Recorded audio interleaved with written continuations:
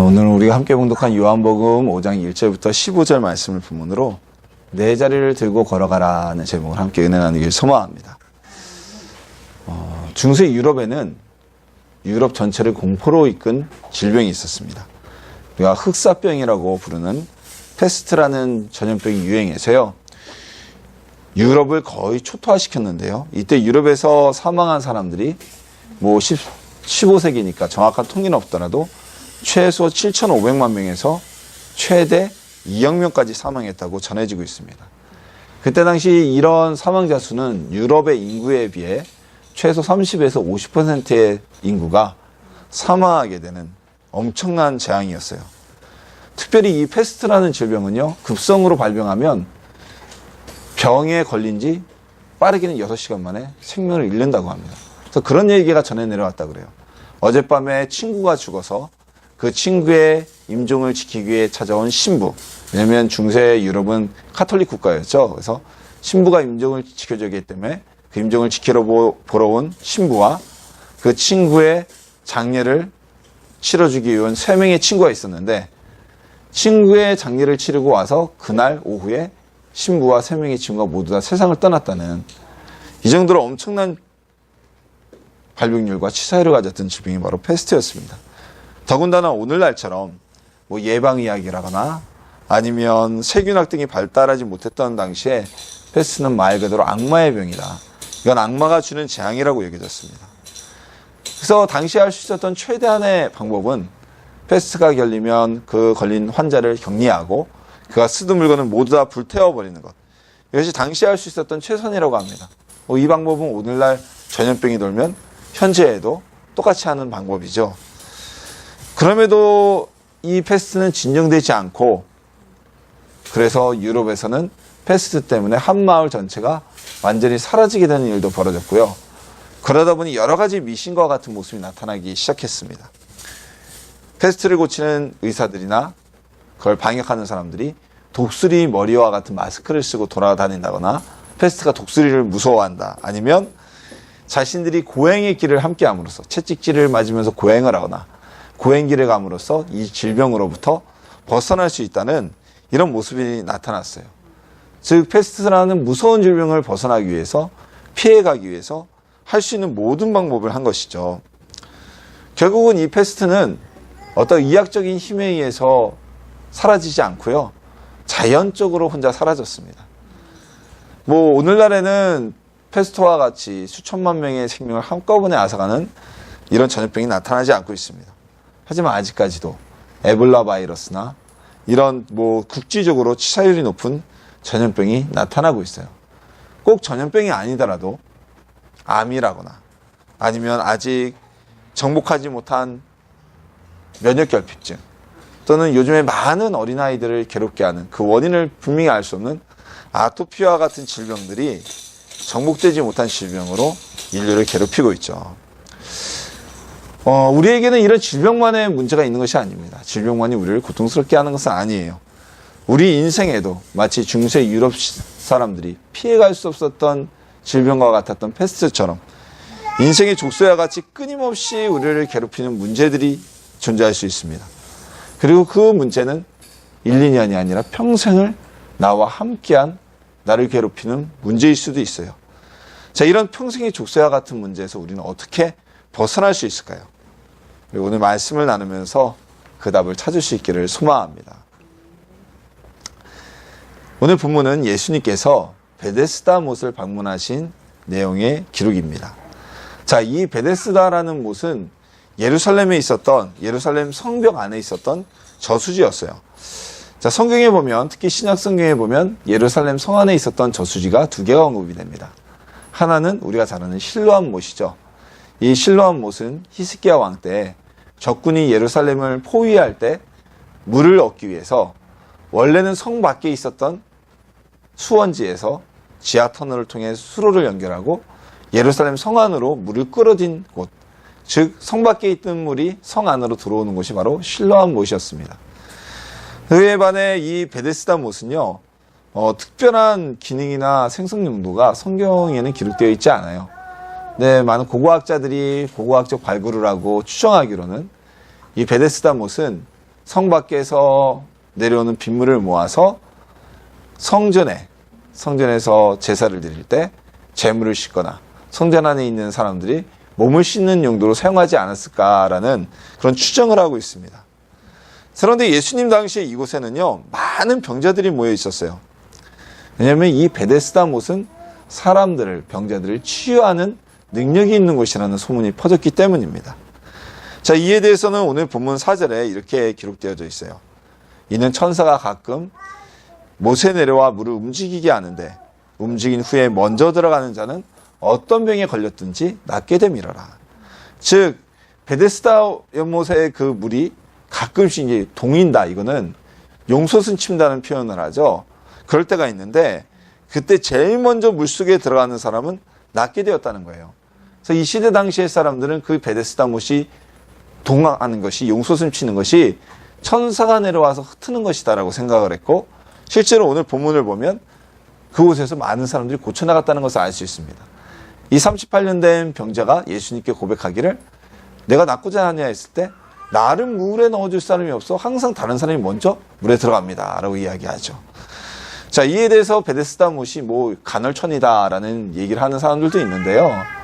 오늘 본문에 그런 얘기가 없고 정말 그 물이 동할 때 사람들이 고쳐나갔다는 것을 보면 특별한 하나님의 역사가 있었던 곳, 또는 어떤 사람들의 믿음에 따라서인지 치유의 역사가 나타났다는 것은 분명한 것입니다.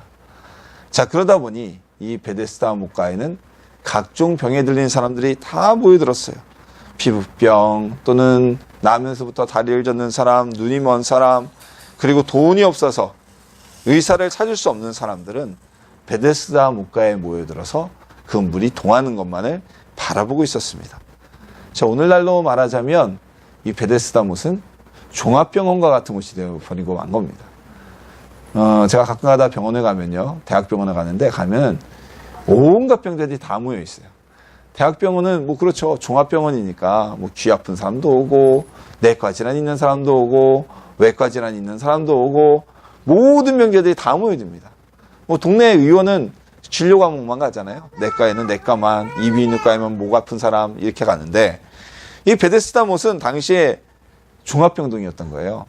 그래서 어떤 사람들은 말하기를 그렇게 얘기를 합니다.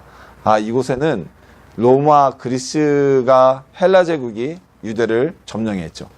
그 뒤에 그곳에 병을 고치는 신의 신전을 세웠기 때문에 그렇다라고 얘기하는데, 또 어떤 고고학적 발굴에 의하면 그 병을 고치는 신의 신전이 세워진 건 티투스 황제 이후에 세워졌다는 이런 얘기가 있어요.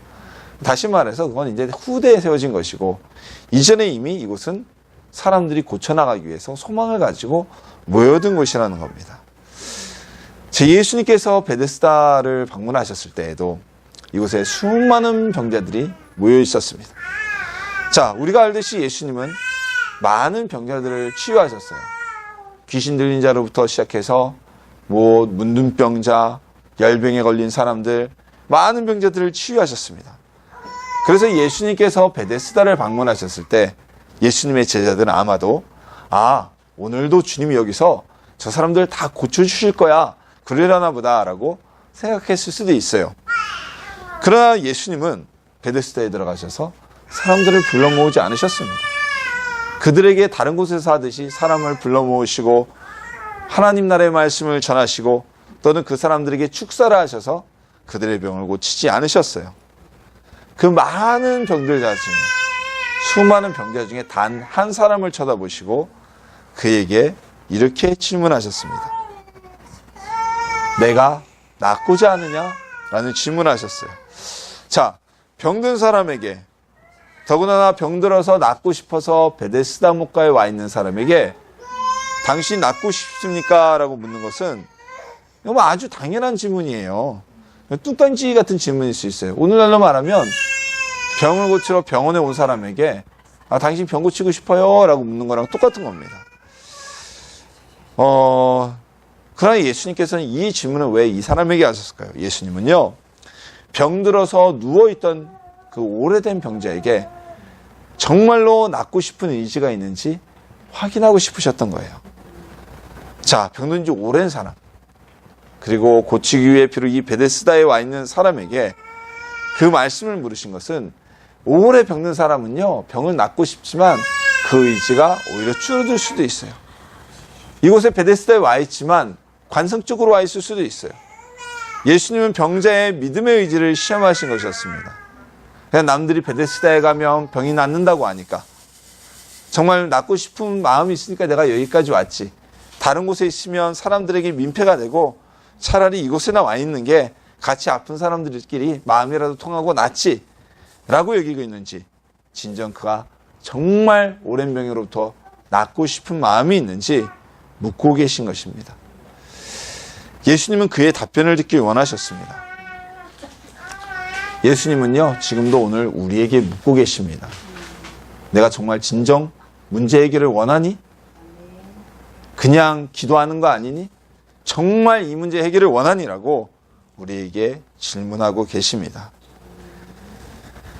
자, 오늘 본문에서 예수님께서 물어본 사람, 이 사람은 무려 38년을 병든 사람이라고 그에 대해 설명하고 있습니다. 자, 38년 엄청나게 긴 시간입니다. 우리가 보통 한 세대를 30년이라고 얘기를 합니다. 38년이면 한 세대가 지나고 플러스 8년이에요.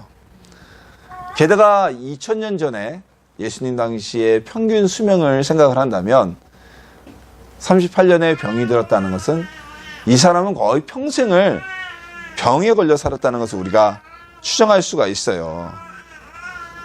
자, 이 오랜 시간 동안 정말 건강한 것보다 어떻게 보면 아픈 것이 더 익숙하고, 그리고 자신의 즐거움과 행복보다는 맨날 힘들고 아프고 슬픈 감정에 매여 있었던 이 사람은 그 마음조차도 편안치 않았을 겁니다.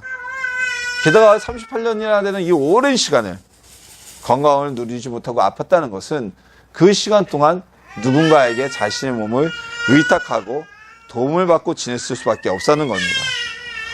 그리고 지금은 이 베데스다에 마지막 희망을 가지고 고치기 위해서 나와 있지만, 예수님께서 내가 낫고자 하느냐라는 질문을 하셨을 때 그가 했던 대답처럼 선착순으로 한 사람만 들어가야 고칠 수 있는 그 연못 속에 누가 그를 도와서 밀어넣어 줄 사람이 없어서 고침을 받지 못해 매번 다른 사람이 고쳐서 돌아가는 모습만 바라볼 수밖에 없었습니다.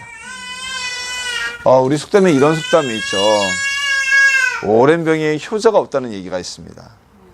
왜냐면요, 누군가 병에 걸려서 그 병을 케어하기 위해서는 의료비가 같은 돈이 많이 들어갑니다. 근데 돈의 문제뿐만이 아니에요. 질병이 3년, 4년, 5년 되면 누군가 그를 간병해야 되고, 간병하는 사람은 자신의 많은 기회와 그리고 많은 희생이 필요할 수밖에 없어요. 그래서 오랜 병에는 효자가 없다는 말이 나오게 되어 있습니다. 오늘 본문의 이 병자, 무려 38년을 병들어 있었습니다. 자식을 위해서 가장 헌신해 줄 수 있는 사람은 부모죠. 부모 이미 세상을 떠났을 겁니다. 그럼 그의 형제들이 이 오랜 병자를 오랜 시간 모두 다 케어해 줄 수는 없었을 거예요. 그의 조카들이 그를 간병할 수는 없었을 겁니다. 이 사람은 누군가에게 더 이상 자신을 의탁하기에는 너무나 오랜 시간 동안 병에 걸려 있었어요. 그렇기 때문에 그는 이런 대답을 했습니다. 나를 못에 넣어주는 사람이 없어 내가 들어가지 못합니다. 이 이야기는 베데스다에 와 있는 그 사람을 아무도 돌보지 않아서, 돌볼 사람이 없어서 이 사람은 연못 속에도 들어가지 못하고 치유받지 못한다는 것을 알 수 있어요.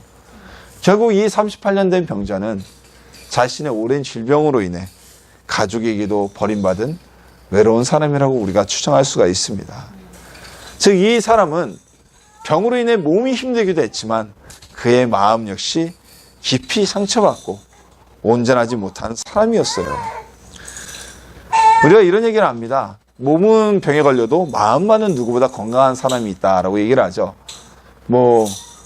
얼마 전에 세상을 떠난 스티븐 호킹 박사가 그런 사람이죠. 그는 굉장한 치유할 수 없는 질병에 걸렸지만 자존감은 굉장히 강했던 것 같아요. 그래서 죽는 날까지 연구를 계속하고 살았지 않습니까? 근데 보통은 질병에 걸리면 마음이 약해지는데 거기에다가 가족에게까지 버림을 받았다면 그 마음의 아픔은 뭐 깊은 나락으로 빠져들었을 거예요. 그에게 있어서 질병은 가족까지도 떠나가게 했던 평생에 반갑지 않은 동행자였던 것이죠. 자, 우리도 고통과 문제가 있으면 참 괴롭습니다. 근데 옆에서 사람들이 얘기를 해줘요. 자, 그 문제는 이렇게 한번 해봐. 자, 이렇게 하면 좀 좋아질 거야. 야, 힘들지? 좀 견뎌봐. 라고 조언을 해주기도 합니다. 근데 시간이 지나면요, 그 문제가 지속되면 응원을 해주는 말과 조언이 점점 줄어들게 됩니다. 그리고 때로는 조언이 힘이 되기도 하지만 때때로는 왜 그것밖에 못하냐, 남들 다 견디는데 너는 왜 못 견디냐라는 질책으로 우리에게 다가오기도 합니다. 고통받을 때 가장 힘든 사람이 누굴까요? 그건 고통받는 본인이에요. 아무리 가족이고 부모고 자식이라도 그 고통받는 사람의 아픔을 알 수는 없습니다. 그보다 더 힘든 사람은 없습니다. 이 38년 된 병자가 가족들에게 외면당했던 것, 그것처럼 우리도 우리의 문제 때문에, 오랜 아픔 때문에 우리도 모든 이들에게 외면당한 상태가 될 수도 있습니다. 게다가 오늘 38년 된 이 병자는 다른 사람들이 받는 축복을 구경할 수밖에 없는, 목격해야 하는 괴로움을 가지고 있었어요. 이 베데스다의 모시아에 물 이동할 때 고침을 받는 사람은 가장 먼저 그 물에 들어가는 사람이었습니다. 이 사람 베데스다 못에 얼마나 오래 있었는지 모르지만 그는 늘 다른 사람이 먼저 물에 들어가서 건강한 모습으로 돌아가는 걸 바라볼 수밖에 없었어요. 자기도 들어가고 싶었지만 아무도 자기를 물에 넣어주는 사람이 없어서 자기 발로 걸어갈 수 없었기 때문에 이 사람은 다른 사람의 축복을 보고 있을 수밖에 없었습니다. 다른 사람들처럼 연못에 들어가지도 못하고 다른 사람이 받는 축복을 지켜볼 수밖에 없었던 이 사람, 아마 마음이 더 힘들고 깊은 자괴감에 빠져들었을 거예요. 우리도 그럴 수가 있습니다. 내 문제를 놓고 같이 기도하는데 내 곁에 다른 성도는 하나님의 복을 받아서 응답을 받아요. 나도 똑같이 기도하는데 누군가는 응답받고 축복받고 어떤 이는 나보다 훨씬 어려운 상황이었는데 나보다 훨씬 더 좋은 상황으로 변해가는 것을 볼 수가 있습니다. 그런데 나에게는 변화가 없다면 여전히 나는 그 문제에 빠져서 그 문제에 헤어나기 위해서 안간힘을 쓰고 있다면 우리 스스로도 낙망하고 불평과 불만이 나올 수도 있습니다. 때로는 시기심으로, 때로는 억울함이 우리 속에서 올라오기도 하죠. 하나님, 다 같은 주의 자녀인데 왜 저 사람은 복 주고 나는 복 주지 않으십니까? 왜 저 사람은 구원하고 축복하면서 내 문제는 해결하지 않으십니까? 라는 생각이 우리를 괴롭게 합니다. 38년 된 병자의 고통은 그 60만의 고통이 아니었습니다. 그는 가족에게 버림받은 마음의 상처가 있었고요. 다른 이들이 고초임을 받고 돌아가는 모습을 보면서 괴로움과 그의 마음속에서 끓어오르는 자괴감과 분노에 빠져 괴로워했습니다.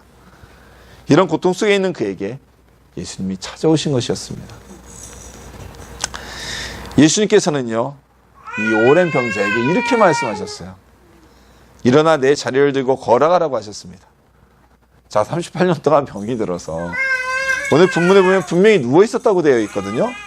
거동도 못하고 누워 있는 사람에게, 심지어는 바로 옆에 있는 베데스다 못이 물이 막 용솟음 칠 때에도 들어가지 못해 고침을 받지 못하고 있는 사람에게 일어나 걸어가라는 말을 하는 것은 정말 말도 안 되는 소리입니다.